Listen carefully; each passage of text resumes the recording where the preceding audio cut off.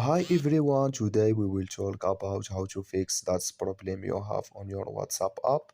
You just click here on settings, then you come to settings window here, and this is window, and you just go down and you will click here on apps, and we come to apps window, and you will go down here to looking for WhatsApp app here, and this is window. We will just go down and we will click here on WhatsApp, then we come to next window here like you say app info, and we will click here on for stop, then we will click here on OK, and you just go down, you will click here on storage, and we come to storage window, you will click here on clear cache, then you will click here on clear data, and you just go to Play Store and update your WhatsApp app, and it's going to work with you.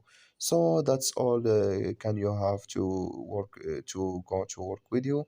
I wish you know you are get it. Thank you for your watching. Don't forget to support us by like and subscribe, and see you in next video.